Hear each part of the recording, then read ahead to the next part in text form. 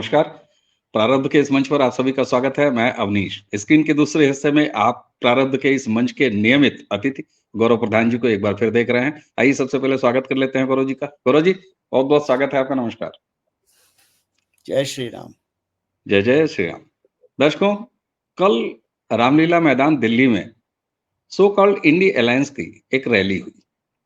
सवाल ये उठता है कि ये रैली इंडी अलायंस की थी। ये रैली अरविंद केजरीवाल जो कि ईडी की गिरफ्त में थे जब ये रैली हो रही थी, और अब तो बाकायदे तिहाड़ के निवासी हो गए हैं। उनका नया एड्रेस अब ईडी के लॉकअप से निकल के तिहाड़ हो गया है। 15 दिन की जुडिशियल कस्टडी में है।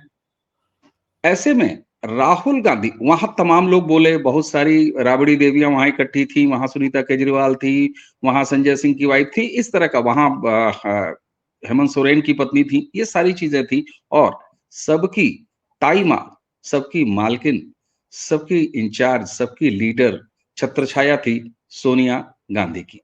और सिर्फ सोनिया गांधी नहीं, मंच पर राहुल गांधी थे, प्रियंका गांधी भी थी। आप देखिए, परिवारवाद और भ्रष्टाचार के खिलाफ प्रधानमंत्री नरेंद्र मोदी जो मुहिम लेके चल रहे हैं, उसके ठीक सामने रैली सजी, जिसमें पूरा परिवार, परिवारवाद, भ्रष्टाचार, ये सब कुछ मौजूद था। बहुत सारी बातें हुई हैं, प्रारब्ध के इस मंच पर भी हमने बात किया, लेकिन गौरव जी से हम कुछ खास एंगल पे बात करेंगे। राहुल और रामलीला मैदान। गौरव जी, राहुल गांधी ने कल रामलीला मैदान में बोलते हुए ये कहा कि अगर 2024 का चुनाव फिक्स करके जीता गया, यानी ईवीएम पर सवाल उठाया, तो इस देश में आग लग जाएगी। संविधान बदलने की भी बात कही। प्रधानमंत्री नरेंद्र मोदी 370 का टारगेट लेके चल रहे हैं, 400 प्लस कर रहे हैं, और कहते रहे हैं कि तीसरे टर्म में आने के बाद बड़े फैसले करूंगा। राहुल गांधी किस खतरनाक इरादों की तरफ संकेत कर रहे थे। और दूसरी चीज, कल लग ये रहा था कि ये अरविंद केजरीवाल की रैली है। क्या इन दोनों के हैंडलर्स, इन दोनों के मास्टर्स एक हैं?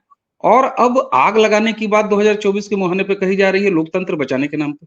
कैसे देखते हैं आप राहुल के बोले गए इस वचन को, क्योंकि इस एंगल को आप बहुत पहले से एड्रेस करते रहे। देखिए, मैं आपको कुछ साल पीछे ले जाता हूँ। ये आज की बात नहीं है, ये बात है 2015 में, चाहे वो दादरी कांड हो, जहाँ से भड़काने की, बीफ कांड जिसे बोलते हैं, वहाँ से भड़काने की कोशिश की हो। रोहित वेमुला की बात रही हो, जो रोहित वेमुला ने अपनी आत्महत्या करी थी। किसान बिल हो, अवार्ड वापसी हो, एनआरसी और सीए का प्रदर्शन हो, ये सारी चीज़ें रिजीम चेंज की तरफ फोकस थी कि किसी तरह से सिविल अनरेस्ट करा जाए और भारत को झोंक दिया जाए दंगों में, ताकि मोदी को कुर्सी से हटा सके, जो ये संभव नहीं हुआ। फिर अभी कुछ महीनों पहले की बात है, जब राहुल गांधी विदेश से आए थे, तो केरोसिन की बात करी थी आपने, आपको याद होगा। और उन्होंने बोला था केरोसिन छिड़का हुआ है। मैंने आपके ही चैनल पे बताया था केरोसिन का मतलब क्या है। और उन्होंने वो काम करा था बिहार में, ताकि युवाओं को भड़काया जा सके, जो फौज में जा रहे हैं अग्निवीर के, उससे अग्निवीर का हो या जो सरकारी नौकरियों का झांसा देके राहुल गांधी ने बात करी थी, सारा फेल हो गया। अब जो उन्होंने अभी बोला है आग लग जाएगी, तो ये आग लगाने की कोशिश बहुत साल पुरानी है, पिछले 9-10 साल से चल रही है, लेकिन आग नहीं लगी है। अब जो राहुल गांधी ने रामलीला मैदान से बोला, उसका सीधा सा मतलब, राहुल गांधी टोटली फ्रस्ट्रेट हैं और किसी भी कीमत पे चाहते हैं कि भारत में दंगे भड़कें, आग लगे। और इसीलिए मैंने 2019 में भी कहा था, 2024 का चुनाव महाभारत होगा, ब्लडी होगा। अब आपके सामने एक मुख्तार अंसारी है, जिसकी मौत हुई, और आतंकवादी की, और उसके पीछे जो हुजूम है, उसको भड़काने की कोशिश है। क्योंकि कांग्रेस राज से नहीं भड़केगा, ये सबसे बड़ा है आपका यूपी से भड़काने की कोशिश हो रही है कि किसी तरह से दंगे भड़के। आपको याद होगा, जब आप अरविंद केजरीवाल की बात करते हैं, जब आपको याद होगा कि कोरोना काल में दिल्ली से बहुत सारे माइग्रेंट वर्कर, दिल्ली और बॉम्बे से, बिहार और यूपी के झुंड के झुंड बिना किसी उसके कि बस उनको उल्टा बोला गया, गलत बोला गया कि बसें तैयार हैं, आपको ले जाएँगी अपने स्थान तक, और वो सारे नोएडा और इधर की गाज़ियाबाद की तरफ आ गए। उसके बाद योगी जी ने बसेज़ अरेंज करके उनको घर पहुँचाया, लेकिन कोशिश ये थी कि किसी तरह से कोरोना भड़के, क्योंकि अगर कोरोना भड़केगा तो लोग मोदी के अगेंस्ट चले जाएँगे। तो ये मौत की राजनीति आज की नहीं है, मौत का असली सौदागर मैं खुल के बोल रहा हूँ, सोनिया गांधी है। और आपके ही चैनल पे मैंने 1968 से लेके आपको याद होगा शास्त्री जी से लेके और 2024 तक का खाका खींचा था, जिसमें जी, मैंने बिल्कुल। समझाया था कि कैसे किसी की मौत। तो दूसरा सवाल जो आपका है कि क्या इनके हैंडलर एक हैं? हाँ, इनके हैंडलर एक ही हैं। दोनों के हैंडलर एक हैं, क्योंकि जो फ्रेंचाइज़ ऑपरेशन है, चाहे वो सीआईए का हो या सोरोस का बोलें, अब बोलने के शब्द अलग-अलग हैं, मतलब एक ही है। तो उनकी जो फ्रेंचाइज़ है भारत में वो 10 जनपथ है, और ये सब उसी के नीचे काम करते हैं, चाहे वो अरविंद केजरीवाल हों, चाहे वो जो लद्दाख में ऊपर बैठा हुआ है, अभी वो काम कर रहा है, चाहे वो मेधा पाटकर हों, चाहे वो और जितने लोग थे प्रदर्शन में और प्रोटेस्ट में, ये सारी, और चाहे वो चंडीगढ़ लॉबी क्यों ना हो जो डिफेंस को देखती है, ये सारे उसी के फ्रेंचाइज़ी के नीचे ही काम करते हैं। तो जो मंच सजा था, उस मंच पे फ्रेंचाइज़ी ओनर थे और उनके स्टेक होल्डर्स थे, चाहे वो हेमंत सोरेन की वाइफ, अब आप देखो सब तिहाड़ी जेल करे हुए की बीवियों को बुला लिया था। मेरी समझ में एक चीज़ नहीं आता है, इनको कौन एडवाइस करता है इस तरह की राजनीति का? इनको लगता है कि पब्लिक मूर्ख है। आज के समय में भी पब्लिक पब्लिक को दिखाई नहीं दे रहा है क्या? तो ये राजनीति इनकी आज की नहीं है अवनीश भाई, ये राजनीति इनकी 2014 से चल रही है। आपको अगर याद होगा 16 मई 2014 को जब रिजल्ट आए थे और शाम को डिफीट कंसीड करी थी सोनिया गांधी ने, तो राहुल गांधी मुस्कुरा रहे थे उसी फ्रेम में। मीडिया का फ्रेम उठा के देखिए, मुस्कुरा रहे थे। वो मुस्कुराहट मूर्खता की मुस्कुराहट नहीं थी। वो मुस्कुराहट थी कि ठीक है, तुम जीत गए, प्रधानमंत्री बन जाओ, 1 साल में हम उखाड़ के फेंक देंगे। जैसे कि उन्होंने हमेशा सरकारों के साथ करा है। अगर आप कांग्रेस का इतिहास निकाल के देखें, तो कांग्रेस ने जिसके साथ भी सरकार बनाई है, जिसको सपोर्ट देके, चाहे बाहर से चाहे अंदर से, 1 साल में उसको गिरा दिया। तो ये कांग्रेस का इतिहास रहा है, खून की राजनीति इनके नस-नस में बसी हुई है, और ये इन दोनों के हैंडलर एक ही हैं जो विदेश में बैठते हैं। अब चाहे वो सीआईए, सोरोस बोलो या चाइना बोलो, वो सारे एक ही थाली के चट्टे-बट्टे हैं, अलग नहीं है। तो वहीं से चल रहा है। बिल्कुल। अच्छा गौरव जी, एक चीज़, ये इसलिए समझ में आती है, मैं ख़ास तौर से देखिए बहुत जगह बातें हो रही हैं कि ब कौन कहाँ से, और राहुल गांधी का बार-बार रहस्यमय तरीके से विदेश जाना, इधर अरविंद केजरीवाल की पूरी जो उसके काम करने का तरीका रहा है, उसमें उसके फ़ॉरेन के जो अपने तरीके हैं, यूएस का बार-बार पन्नू के एंगल को लेके इतना ज़्यादा पन्नू इतना दुलारा हो गया है। कनाडा जब एक मारा गया निज्जर, तो उस समय तो ये सारी चीज़ें जुड़ते-जुड़ते एक चीज़ मेरे दिमाग में आ रही है। जब इंडी गठबंधन की कल्पना शुरू हुई थी और नरेंद्र मोदी के सामने एक जो अपोजिशन का एक पूरा गठबंधन बनने की बात हुई थी, अरविंद केजरीवाल शुरू में दूर रहा। उस आदमी की पार्टी भी शुरू में दूर रही। ऐसा लगा कि अरविंद केजरीवाल इंडी अलायंस यानी कांग्रेस की छाया के नीचे नहीं आएगा। लेकिन फिर दोनों खेमे से इधर राहुल गांधी का फॉरेन विजिट होता है, इधर अरविंद केजरीवाल के प्रतिनिधि अलग-अलग तरीकों से जाते हैं। शायद यही वजह है कि वो बंदा अपना फ़ोन नहीं दे रहा है, जबकि दावा ये कर रहा है कि 1 ही साल से वो फ़ोन इस्तेमाल कर रहा है। ईडी को अभी तक फ़ोन नहीं दिया। फ़ोन तो खैर मिल गया है, उसका पासवर्ड नहीं दिया। क्या इन दोनों में यानी अरविंद केजरीवाल और कांग्रेस जिस तरीके से कल सोनिया गांधी पूरे अपने जुमले को पूरे अमले को लेके खड़ी हो गई थी अरविंद केजरीवाल के लिए, उनकी पत्नी बगल में बैठी हुई थी सुनीता केजरीवाल, क्या इन दोनों का राजनैतिक एकीकरण, गठजोड़ भी इनके विदेशी हैंडलर्स के इंस्ट्रक्शन पे हुआ है कि राहुल गांधी तुम अकेले फेल हो रहे हो, ये 2 नागनाथ और सांपनाथ एक साथ मिल लिए जाए, दोनों असलहे इस्तेमाल कर ले? देखिए, फौज में जब फौज लड़ाई लड़ती है तो सबसे पहले आगे टैंक जाते हैं, ठीक है? आपको कभी दिखा है कि टैंक के साथ इन्फेंट्री भी जाएगी आगे छोटी बंदूकें लेके? नहीं जाती है ना।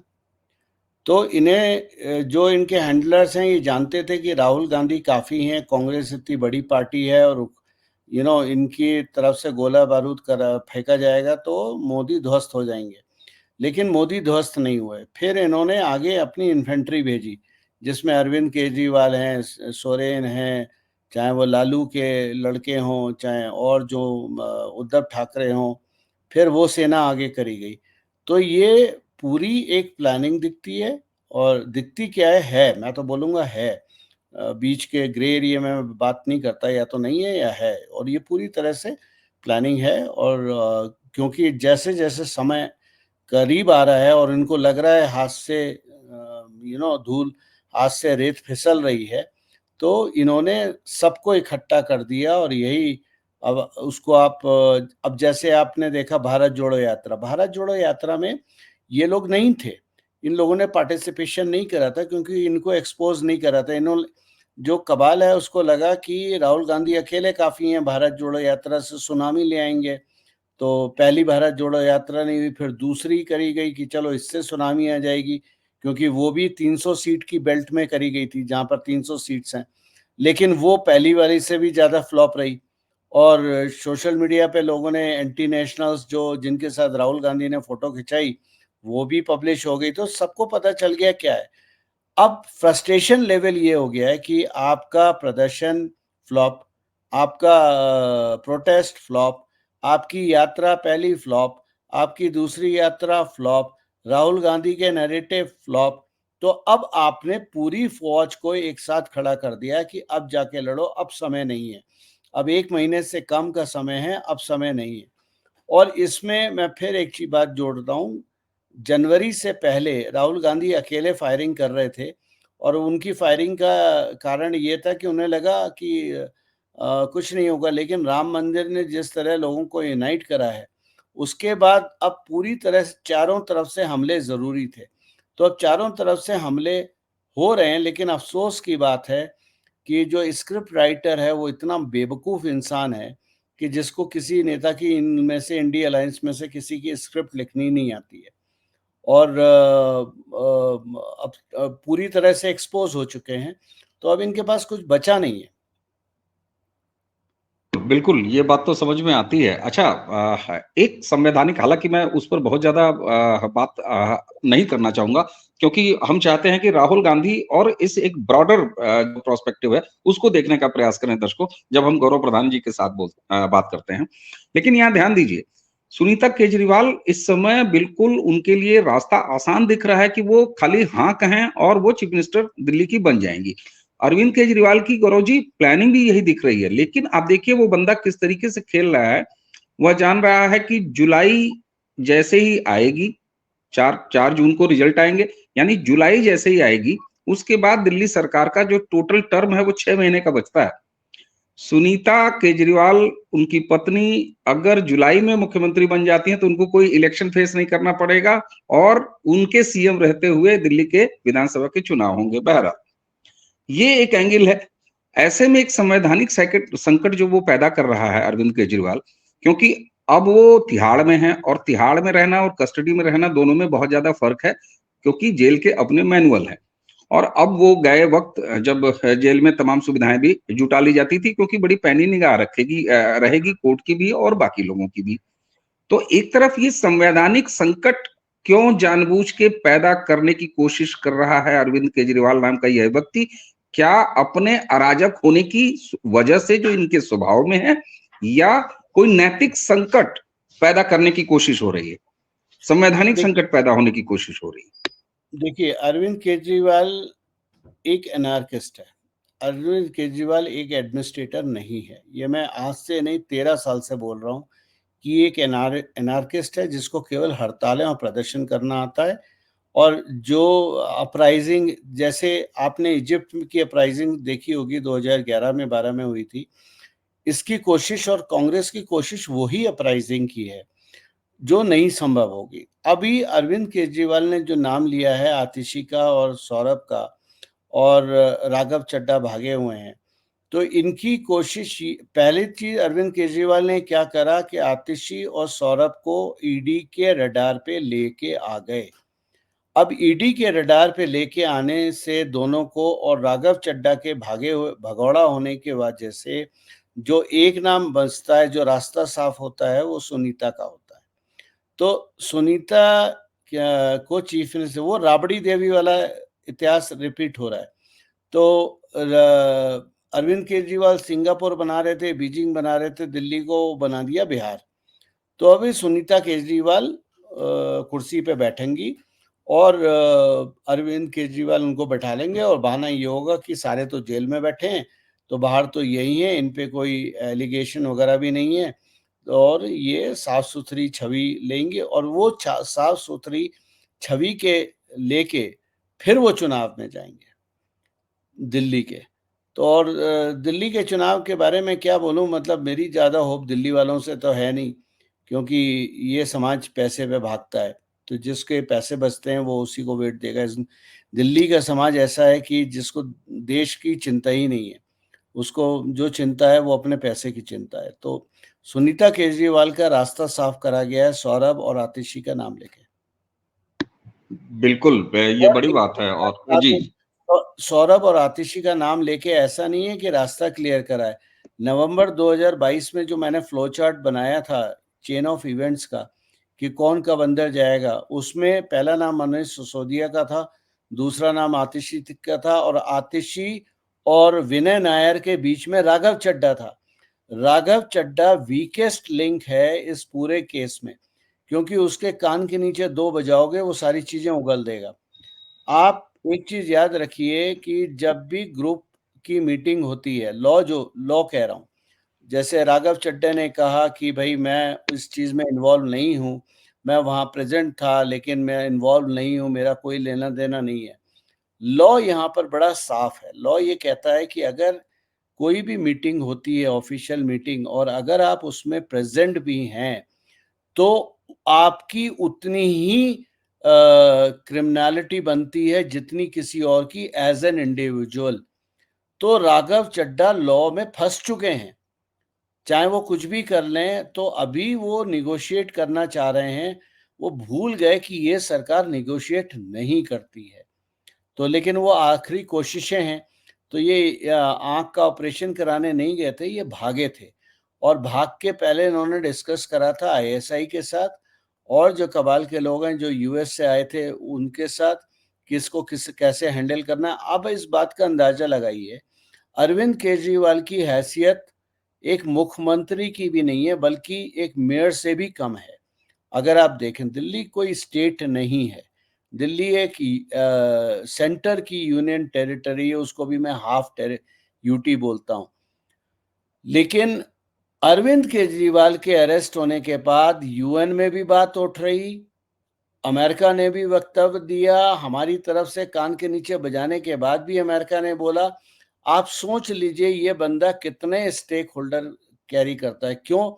क्योंकि 2004 से 3 से 4 से इसके पीछे क्या कहना चाहिए, 2003-4 पे से इसके ऊपर इतना इन्वेस्टमेंट किया गया है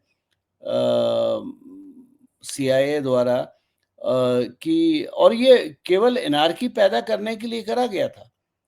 ये एनार्किस्ट है, ये एनार्की पैदा करने की, ये जो शर्ट अपने बाप के साइज़ की शर्ट पहन के आ जाता है, ये लोगों को दिखाने के लिए है कि मैं क्या हूँ। तो आप सब्र कीजिए, अभी बहुत मज़ेदार चीज़ें होने वाली हैं। अभी तो चुनाव है, पर इनकी इनकी कब्र कील हम ही ठोकेंगे। बिल्कुल और कई दर्शक इस बात को नोटिस कर रहे होंगे कि जहाँ पूरे उत्तर भारत में और दक्षिण भारत यानी ज़्यादातर हिस्सों में गर्मी का मौसम आ चुका है और घरों में एसियाँ चल रही हैं, तो गौरव जी जो है वो काफ़ी गर्म जैकेट मैं देख पा रहा हूँ पहन के बैठे हैं। तो ये भी एक बात है कि गौरव जी हमेशा जो है वो ऐसा नहीं है कि ड्राइंग रूम और एसी कमरों में बैठ के पूरे देश की नब्ज़ बताना, तो न ये प्रारब्ध का मंच करता है और इसीलिए गौरव जी से जब तब आवश्यकता जब भी होती है कि इस विषय पर इनसे ज़रूर प्रारब्ध पर बात की जाए, तो हम इन्हें पकड़ ही मेरे लेते हैं। चाहे ये मेरे 10,000 फीट पे हो चाहे 8,000 पे हो। जी। मेरे रूम के बाहर 10 फीट की 100 की दीवार है। कमरे में 2 डिग्री टेम्परेचर है, 2 हीटर लगे हुए हैं, उसके बाद भी ठंड बहुत ज़्यादा है।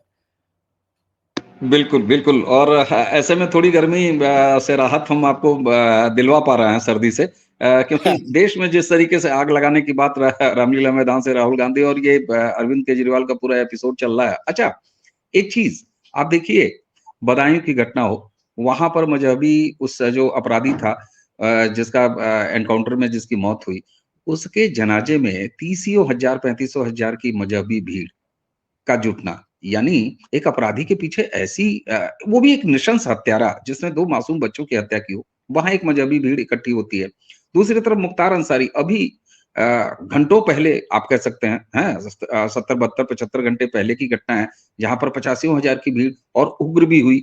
ऐसे में राहुल गांधी जब इंडी अलायंस का पूरा मजमा जुटा के अरविंद केजरीवाल जैसे व्यक्ति का पोस्टर लगा के उनकी पत्नी, उस अराजक व्यक्ति की पत्नी को बगल में बैठा के जब आदमी यह कहता है, भाषण देता है कि देश में आग लग जाएगी, किस भीड़ को, क्योंकि देखिए 14 के बाद राजनीतिक रूप से तो नरेंद्र मोदी के साथ इस देश का मतदाता खड़ा है, 19 में हुँ। और मजबूत हुआ, 24 में विरोधी भी ये जान रहे हैं कि नरेंद्र मोदी तीसरी बार वापस सत्ता में आ रहे हैं।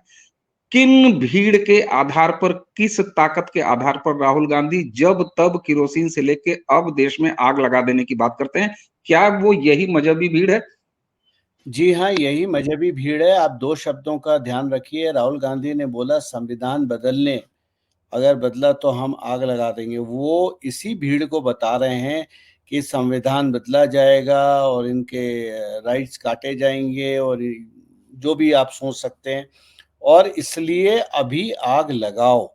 और ये जो आप जनाजे में 30,000 40,000 लोगों की मजमा देख रहे हैं, ये मजमा कोई वो नहीं है, ये पॉलिटिकल मूवमेंट है।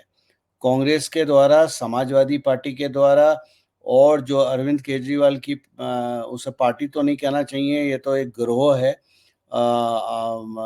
भ्रष्ट लोगों का, देशद्रोही लोगों का गिरोह था। तो ये गिरोह का पूरा सब इस वक़्त मिल गए हैं और इनकी कोशिश है किसी तरह से आग लगा रही। इसीलिए मैं लोगों को बोलता हूँ, बहुत संयम से काम लें, भड़कें ना, क्योंकि अगर वो चाहते हैं कि आप भड़कें, और आपकी शांति सबसे बड़ा हथियार रहेगा अगर आप ना भड़कें। बाकी एडमिनिस्ट्रेशन का जहाँ तक सवाल रहा, तो एडमिनिस्ट्रेशन चुस्त-दुरुस्त है और फ़ौजें लगी हुई हैं, हर तरह की अर्धसैनिक बल भी हैं और जो स्टेट पुलिस है वो भी है। तो ये कोशिश है, और इस कोशिश का सबसे बड़ा एपिसेंटर जो वो क्रिएट करना चाहते थे, वो यूपी का एपिसेंटर था, क्योंकि यूपी में डिस्टर्बेंस करे बिना आप चुनाव सत्ता में नहीं आ सकते। सबसे बड़ी कॉन्स्टिट्यूएंसी अगर कोई है, इलेक्टोरल कॉन्स्टिट्यूएंसी, तो वो उत्तर प्रदेश है, और उत्तर प्रदेश में 80 सीटें हैं, अगर 40 भी निकल गईं तो मोदी सत्ता में नहीं आएँगे, ये उनकी कोशिश है। यूपी में ऐसे बहुत सारे वीक पॉइंट हैं जहाँ पर दंगा आराम से भड़काया जा सकता है, जिसकी कोशिश हो रही है। महाराज जी, योगी जी की चुस्तता कह लीजिए, या उनका एडमिनिस्ट्रेशन इतना स्ट्रॉन्ग है, जिससे उन्होंने पुलिस बल को इतना मजबूत कर रखा है कि किसी की हिम्मत नहीं है कि खुल के काम कर दें, तो वो डर रहे हैं। लेकिन अगर मौका मिला तो ये एक दिन भी नहीं लगाएंगे, यूपी में आग लगाने की कोशिश होगी, और यूपी एक बार जला, उसके बाद फिर देश जलने में कोई देर नहीं लगेगी। तो राहुल गांधी जो केरोसिन बोलते हैं, केरोसिन शब्द राहुल गांधी के मुंह में जो ठूसा गया है, वो ठूसा गया है आईएसआई के चीफ के द्वारा, जो कि आर्मी का सर्विंग जनरल है, जिसने कश्मीर में और हाई एल्टीट्यूड पे वॉरफेयर में पार्टिसिपेट किया। केरोसिन तेल का उसका रोज का लेना देना था। तो जो शब्द आप दिनचर्या में इस्तेमाल करते हैं, वही शब्द आप भाषा में इस्तेमाल करते हैं। मैंने केरोसिन शब्द सालों से इस्तेमाल नहीं किया होगा। मैं बोल देता हूँ क्योंकि मेरा कैरो हीटर जलता है जब मैं इधर आता हूँ तो। तो पता है वो कैरो हीटर केरोसिन का होता है, कुकिंग सारी केरोसिन से होती है। तो जो हाई एल्टीट्यूड पे लोग होते हैं वही केरोसिन की बात करते हैं। राहुल गांधी कभी भारतीय फौज से तो मिले नहीं केरोसिन के लिए। तो केरोसिन शब्द आईएसआई चीफ, जो कि सर्विंग आर्मी का जनरल है पाकिस्तान आर्मी का, जिसकी आईएसआई पोस्टिंग से पहले वो हाई एल्टीट्यूड पे कमांडिंग ऑफिसर था और केरोसिन का रोज का लेना देना था। तो वहीं से राहुल गांधी के मुंह में शब्द ठूंसे गए। बिल्कुल ये खतरनाक इरादे और कई पिछले डिस्कशन हमारे प्रारब्ध के इसी मंच पर गौरव जी के साथ हुए हैं। दर्शकों, इस वीडियो को डिस्क्रिप्शन में वो होंगे जहां पर जो आपने कहा कि सोनिया गांधी किस तरीके से मास्टरमाइंड है और कैसे 60 के दशक से लेके और मनमोहन सिंह तक एक पूरी सीरीज है, वो वीडियो भी आप देखिएगा जरूर। राहुल गांधी कहां से पहली बार केरोसिन शब्द, उस पर एक विस्तार से चर्चा है, वो वीडियो लिंक भी हम इसी के डिस्क्रिप्शन में देंगे। अच्छा गौरव जी, उत्तर प्रदेश आपने कहा बिल्कुल प्रयोग की धरती है। 24 करोड़ 25 करोड़ आबादी, अगर यहाँ कुछ हो गया तो पूरे भारत में उसको फैलने में देर नहीं लगेगी, बिल्कुल ठीक बात है। यहाँ एक मतदाता का अपना योगदान कह लीजिए भारतीय लोकतंत्र के शुभ काम में, कि उसने 35 साल बाद सत्ता बदली है और लगातार दूसरी बार जो है वो टर्म आया है योगी आदित्यनाथ का। इसी के साथ आप देखिए, जब 5 राज्यों को चुनाव, मैं तो कल्पना कर रहा हूँ, आज सोचिए अगर राजस्थान में भारतीय जनता पार्टी की सरकार नहीं होती, मध्य प्रदेश में भारतीय जनता पार्टी की सरकार नहीं होती, तो दायरा खुल के खेलने का और बढ़ जाता, आग लगाने की जो फील्ड है वो और ज्यादा बड़ी हो जाती। ऐसे में चुनाव के दौरान इस तरह का माहौल, क्या राहुल गांधी, उनके पूरे गिरोह ने यह मान लिया है कि चुनाव तो हम हार ही रहे हैं, इसलिए जितना ज्यादा अशांत करके यह चुनाव हो, ताकि इसीलिए कम से कम याद रखा जाए इस चुनाव को, और नरेंद्र मोदी को बदनाम करने की कोई साजिश हो। हाँ, इसमें कोई अगर मजहबी दंगा हो जाता है तब तो वो बोनस हो जाएगा। आपकी बात बिल्कुल सही है, यही कोशिश है। कांग्रेस का पूरा कबाल जानता है कि ये चुनाव गया हाथ से, और मैं आपको गारंटी दे रहा हूं, मैं हमेशा से बोल रहा हूं, 325 तो कहीं नहीं है। तो सरकार तो वापस आ रही है राहुल गांधी की।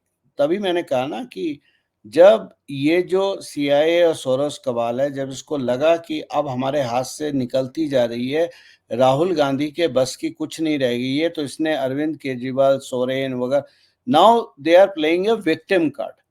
अब एक विक्टिम कार्ड खेला जा रहा है कि देखो, अगर हम नहीं जीते तो तुम्हारी देखभाल कौन करेगा, दंगा हो जाएगा, हमें जिताओ तभी दंगा रोक सकते हैं। ये किसे डरा रहे हैं?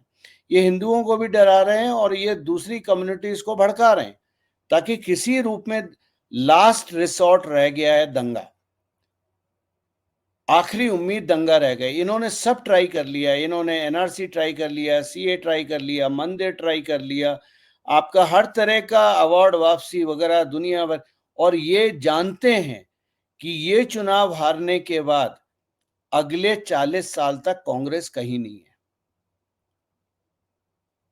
भाजपा ये चुनाव नहीं जीतेगी, भाजपा अगले 25 साल के लिए 5 और चुनाव जीतेगी। तो ये इस चीज को अच्छी तरह से जानते हैं कि ये अंतिम चुनाव है इनके लिए। तभी ये लोग कहते हैं कि इसके बाद तो चुनाव होगा ही नहीं, क्योंकि इन्हें पता है अगली बार चुनाव, देखिए, जो बच्चे 13 साल से 15 साल 16 साल हैं, जो मोदी को प्यार करते हैं, जब मोदी जी चाहे वो परीक्षा पे चर्चा और दुनिया भर की चीजें करते रहते हैं बच्चों के साथ, अगले चुनाव में ये बच्चे वोटर होंगे और ये मोदी के फैन हैं। तो अगले चुनाव में 1 से 2 करोड़ नए बच्चे ऐड हो जाएंगे एज ए वोटर। ये जानते हैं कि अब इस चुनाव की ये अंतिम युद्ध है। तभी मैंने कहा था 2019 में, ये महाभारत का युद्ध है, ये धर्म युद्ध है। इस युद्ध के बाद धर्म की स्थापना होगी, उसके बाद युद्ध नहीं होगा। उसके बाद चुनाव होते रहेंगे लेकिन युद्ध नहीं होगा। इसलिए this is the bloody election. Mahadev की कृपा कीजिए कि अभी तक कोई दंगे फसाद नहीं हुए, लेकिन हम सबको चौकस रहना है, क्योंकि चिंगारी भड़का चुके हैं ये लोग। ये हवा मार रहे हैं कि किसी तरह ये आग बने। बिल्कुल, बिल्कुल गौरव जी, और ये बात तो सामने बिल्कुल साफ तौर पे दिखाई दे रही है, और दिखाई क्या देना, अब तो बाकायदे मुँह से कहा जा रहा है, आग लगाने की, मतलब ये आप सोचिए, करोड़ों भारतीयों को इस तरह की धमकी कि हमें अगर नहीं जिताया तो पूरे देश में आग लगा देंगे। जी, आप कुछ कह रहे थे? जी। मैं ये कह रहा था कि ये बात अमेरिका भी जानता है, ये बात यूएन भी जानता है। यूएन को क्यों घसीटें? वो तो अमेरिका ही के ही गोद में बैठा हुआ है। अमेरिका जानता है, इसीलिए अमेरिका ने जो स्टेटमेंट दिया या जो यूएन से दिलवाया गया स्टेटमेंट अरविंद केजरीवाल के लिए, ये उन लोगों के लिए दिया गया जो यूएस और यूएन को भगवान मानते हैं। जिनको समझ में नहीं आता कि तुम्हारे देश में जो अराजकता है उसके पीछे मास्टरमाइंड अमेरिका है। देखिए, मैं एक चीज बड़ी साफ बोलता हूं, और क्योंकि ग्रे एरिया में मैं काम करना पसंद नहीं करता, दुनिया का सबसे बड़ा आतंकवादी नेशन अमेरिका है। दुनिया की सबसे बड़ी आतंकवादी ग्रुप CIA है। दुनिया की सबसे बड़ी आतंकवादी नर्सरी पाकिस्तान है। दुनिया का सबसे बड़ा आतंकवादी PR जो है वो मीडिया है, भारतीय मीडिया है और विदेशी मीडिया भी है। और दुनिया की सबसे बड़ी आतंकवादी फ्रेंचाइज भारत में कांग्रेस है। ये एक अपने आप में बेहद महत्वपूर्ण, और वो जिसको हमारे गृह मंत्री जी ने काफी पॉपुलर कर दिया है, पूरी क्रोनोलॉजी अगर उठा लीजिए तो वो सारी चीज समझ में आ जाती है, एक के बाद एक के बाद एक विक्टोरिया कैसे।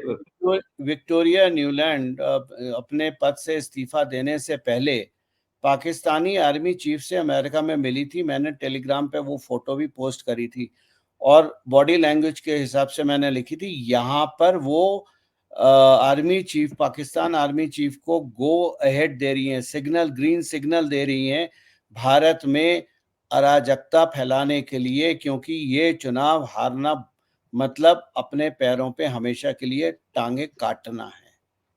बिल्कुल ठीक बात है, और जब ये साफ-साफ आप कह रहे हैं कि ये उनके लिए बिल्कुल करो या मरो वाली स्थिति है, और ये चुनाव हारना, नरेंद्र मोदी हार जाएँ ये चुनाव, यह कितना बड़ा उनके एक कहते हैं ना कि बिल्कुल एक लाइफ सेविंग ड्रग की तरह है, वरना वो खत्म हो जाएँगे। ऐसे में आपकी एक चिंता रहती है गुरुजी, कि भारतीय मतदाता देखिए 2014 के बाद यह भी एक नया परिवर्तन हुआ है।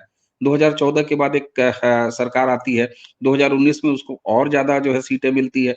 मतलब एंटी इनकम्बेंसी नाम की कोई चीज़ मुझे लगता है कि नरेंद्र मोदी ने इतिहास की चीज़ बना दी है, और एंटी इनकम्बेंसी तो छोड़िए, मतलब पॉज़िटिव सामने खड़ा हो जाता है, जब वोट परसेंटेज की बात कर लीजिए, चाहे सीटों की बात कर लीजिए, प्रधानमंत्री खुद 370 की बात करते हैं। ऐसे में 2024 का चुनाव अब शुरू हो चुका है, पहले दौर के पर्चे भरे जा चुके हैं, यानी हम आप चुनाव में हैं, ये देश चुनाव में है, 4 जून को नतीजे आ जाएँगे। भारत के मतदाता ने जितना सहयोग किया है, क्योंकि मालिक मतदाता है गौरव जी, 2014 से नरेंद्र मोदी 19 तक आए, पहले टर्म में उन्होंने परफॉर्म करके दिखाया, क्योंकि 2014 में हम सारे मतदाताओं ने गुजरात के एक मुख्यमंत्री के तौर पे ही नरेंद्र मोदी को देखा था। 5 साल उन्होंने परफॉर्म किया, जनता ने और उनका साथ दिया। 2024 में और साथ देने के लिए तैयार खड़ी है। इसमें कहीं कोई शंका आप देख रहे हैं? और किस तरीके से भारतीय मतदाता की परिपक्वता में उसकी मैच्योरिटी कैसे आती जा रही है कि वो बाकी सब ठीक है, तमाम चीज़ें होंगी, लेकिन लोकतंत्र बचाओ रैली और लोकतंत्र खतरे में, ये कोई बात नहीं है। देश की अस्मिता खतरे में, ये कोई बात नहीं है। इस पर वो नरेंद्र मोदी के साथ है।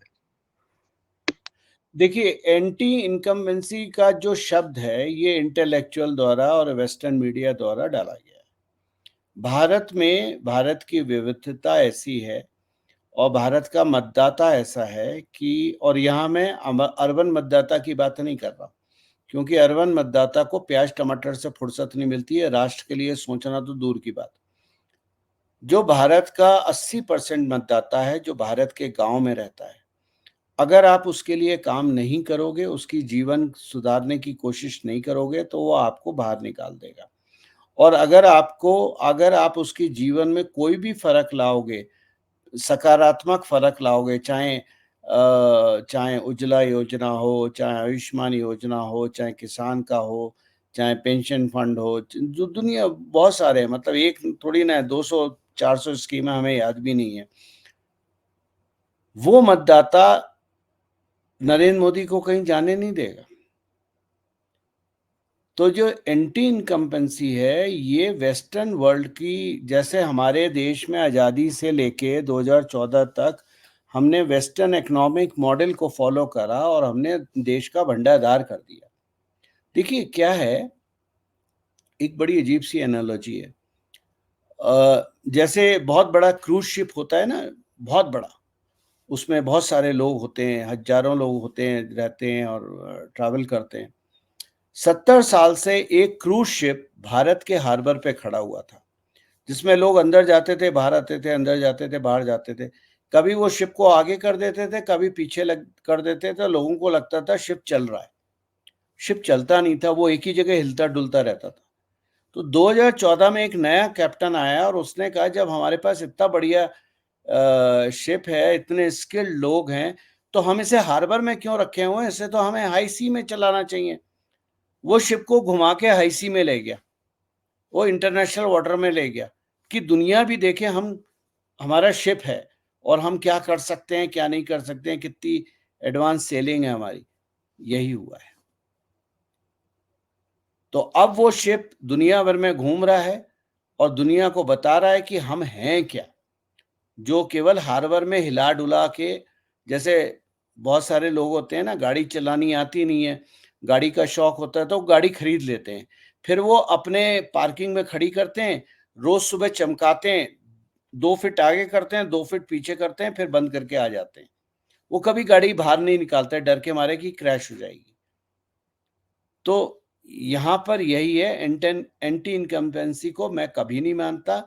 ये मीडिया के शब्द हैं और ये इंटेलेक्चुअलों के शब्द हैं, और इंटेलेक्चुअल मेरे हिसाब से वो होते हैं जो अपने दिमाग की कैपेसिटी से ज़्यादा पढ़ लिख गए। भाई दिमाग में भी उतना जाना चाहिए ना जितना आप ग्रहण कर सको। इन्होंने हाँ, ओवर ईटिंग कर ली है, इनको बदहजमी की डकारें निकलती हैं।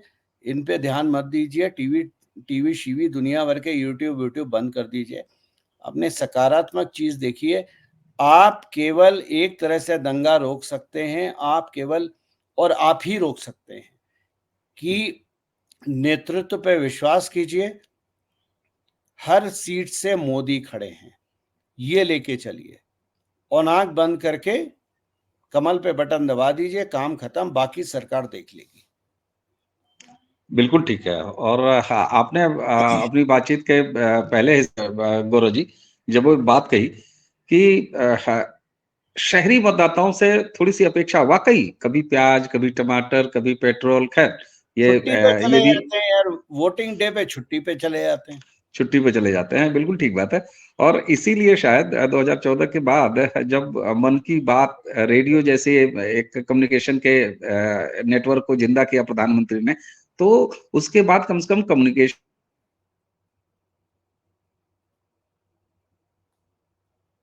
कनेक्ट जो है, वो गाँव और दूर देहात में बैठे हुए निरहु चाचा और गुरु चाचा के साथ है। तो आप देखिए ना, ये शायद ऐसे पहले प्रधानमंत्री हैं जिनके बारे में हमारे मोदी, और उतना ही ज्यादा गुस्सा भी मोदी के प्रति, वोट भी उन्हीं को देना है। अगर 4 शिकायत है तो यहाँ जनता के सहयोग की वह पराकाष्ठा दिखती है, जहां पर उसको ये मालूम है कि हमारे लिस्ट में 10 चीजें थी, 10 काम थे, उसमें से 6 काम हो गए हैं, 4 काम नहीं हुए हैं, 3 काम शुरुआत हो गई है, एक तो बिल्कुल छुआ ही नहीं गया है। लेकिन उम्मीद भी उसी से है जो 10 में से 6 काम करके उनके हाथ में दे चुका है। ये एक बदलाव, और शायद यही वो बदलाव है गौरव जी, आप मुझे लगता है कि इससे सहमत होंगे कि तभी बिल्कुल एंटी बिल्कुल इनकम्बेंसी नाम बदलाव की है। चिड़िया जो है, वो बेकार हो जाती है और वो सारा कुछ बिल्कुल मामला प्रो इनकम्बेंसी होता चला जाता है। बिल्कुल वही है। हम लोग की भी यही कोशिश रहती है कि और जैसे कुछ हमारे धर्म के ठेकेदार जो बने बैठे हैं यूट्यूब वगैरह पे, कि अब मैं आप कश्मीर की बात करूं क्योंकि कश्मीर में हूं, कि भाई यहाँ पर हिंदुओं का कुछ नहीं हो रहा। तो मैंने पिछले साल प्रॉमिस करा था कि जो मातंडी टेम्पल है ओरिजिनल, जो खंडर में बंद हो गया, वो उसका रेस्टोरेशन करवाएंगे, और जो पहले किंग थे उनकी भी मूर्ति वहाँ स्थापित करवाएंगे। ये मेरा वचन था लास्ट ईयर फरवरी में। आज आपका नोटिफिकेशन आ गया। कल मैं बोनिया टेम्पल में था, जो कि रेजिमेंट के अंदर था, मतलब उसमें पब्लिक एंट्री नहीं थी। तो मैंने जब लास्ट टाइम आया था लास्ट ईयर, तो मैंने कहा था कि इसकी पब्लिक एंट्री होनी चाहिए और ये सबके लिए खुलना चाहिए, जो भी टूरिस्ट आता है देखे। क्योंकि भगवान शिव का मंदिर है और बहुत पुराना मंदिर है, हज़ारों साल पुराना है। तो अभी बताते हुए खुशी हो रही है कि वो अगले 15 दिन या महीने भर में या हो सकता है अगले हफ्ते इनॉग्रेट हो जाए और वहाँ पर साउंड एंड लाइट शो भी है। तो पीर पंजाल ब्रिगेड ने वो करा हुआ है और तो कोशिश हमारी है और हम काम कर रहे हैं, लेकिन हर काम को करने का एक समय होता है, एक समय की धारा होती है। ये नहीं होता है कि आप बंदूक लेंगे और काम हो जाएगा। अब ये सारा रेस्टोरेशन वर्क यहीं की लेबर ने तो करा है। जो यहाँ की लेबर, कोई यहाँ से बिहार से या यूपी से या कहीं और से तो लेबर लेके नहीं आए। लोकल कॉन्ट्रैक्टर हैं, लोकल लेबर है, उन्हीं ने तो करा है। तो देखिए चीज़ें बदलेंगी, चीज़ें बदल रही हैं। कुछ चीज़ों में बहुत संयम रखने की ज़रूरत है ताकि आपस में मतभेद ना हो लोगों के, मनभेद ना हो लोगों के, और काम तो पूरे होंगे। बिल्कुल। और संभवतः यही जनता का वो भरोसा है जो उत्तरोत्तर 2014 के बाद अपने देश के प्रधानमंत्री नरेंद्र मोदी के प्रति विश्वास में कन्वर्ट होता है हर 5 साल के बाद। और आपने तमाम वो बातें कही ना, हमने कितने नकारात्मकता से शुरू किया दर्शकों, जहां राहुल गांधी इस देश में आग लगाने की बात कर रहे हैं, अगर हार जाते हैं कमाल की बात है। कोई चुनाव हार जाएगा तो तुम अपना घर जला दोगे? ये क्या तरीका है? बहरहाल ये राहुल गांधी देखें, लेकिन उस नकारात्मकता से निकलकर गौरव जी के साथ पिछले 40 मिनट की बातचीत के बाद हम उस सकारात्मक मोड़ पर आके इस चर्चा को अब विराम देना चाहेंगे, जहां से भारत का मतदाता यह जान रहा है, इस देश को नरेंद्र मोदी जिस तरफ ले जा रहे हैं पूरे विश्वास के साथ चल रहा है। ऐसे में किसी रामलीला से कोई रावण लीला काम नहीं आएगी। और जली तो लंका थी रावण की, इसको याद रखना चाहिए। और 2014 से वो लंका लगातार जल रही है। इस बार कितनी सीटें आएंगी ये 4 जून को पता ही चल जाएगा। संभवतः यही वो घबराहट है जो अब इस तरह की बदजुबानी पर ले आ रहा है, इस तरह के खतरनाक चीजों पर ले आ रहा है। लेकिन उसी के साथ गौरव जी, में चलते चलते राहुल गांधी के प्रति आप और हमने लगातार जब भी बात की है, he is not a Pappu. और अब यह प्रमाणित हो रहा है, कल जिस तरीके से रामलीला मैदान पर वह व्यक्ति बोल रहा था, उसके चेहरे की तमतमाहट, उसकी आंखें, वो राहुल गांधी बेवकूफी में नहीं बोल रहे थे। राहुल और गांधी शायद पप्पू नहीं है, राहुल गांधी बहुत खतरनाक आदमी है। राहुल गांधी पप्पू नहीं है। मैंने हमेशा से ये चीज बोली है। हम मजाक उड़ाते हैं, मेम बनाते हैं, अच्छी बात है, मेम का मटेरियल राहुल गांधी ही देता है, लेकिन उसको पप्पू समझने की भूल करना हमारी बहुत बड़ी गलती होगी। बिल्कुल। और अब तो एक डेंजरस कॉम्बिनेशन बिल्कुल खुल के सामने आ गया। अपने मास्टर्स, अपने हैंडलर्स के निर्देश पर राहुल गांधी और अरविंद केजरीवाल, हे भगवान, राम मिलाए जोड़ी, एक कौन और एक कौन, ये दर्शक खुद देखें। इसलिए ऐसे तमाम नकारात्मकता के बीच सकारात्मक माहौल चल रहा है। लोकतंत्र का महापर्व। हो सकता है कि बहुत सारे दर्शकों के यहाँ टिकट नॉमिनेशन हो चुके हों और लगातार अब चलेगा। ऐसे में उम्मीद यही की जानी चाहिए कि हम सभी भारतीय एक बार फिर 2024 के चुनाव के लोकतंत्र को, महापर्व को ऐसे ही मजबूत करेंगे। लंका ही जलेगी, भारत को कोई जला नहीं सकेगा। गौरव जी, आप बड़ी विषम परिस्थितियों में हैं। हालांकि आपसे जलन भी हो रही है, आप जैकेट पहने हुए हैं। अब इस मौसम में जैकेट देख के जो है थोड़ी जलन होनी स्वाभाविक है। गौरव जी, आपने आ जो जाइए, आप भी आ जाइए। बिल्कुल, बिल्कुल। गौरव जी, इस आमंत्रण के लिए आपका बहुत-बहुत धन्यवाद। और हमारे बहुत शॉर्ट नोटिस पे आपने हमारे लिए समय निकाला, इसके लिए आपका धन्यवाद। तो दर्शकों, गौरव प्रधान जी के साथ ये थी बातचीत राहुल गांधी के रामलीला मैदान से रावण लीला पर। इसी के साथ हमें और गौरव जी दोनों को आज्ञा दीजिए। आप सभी को नमस्कार, प्रणाम, जय जय श्री राम। जय हिंद।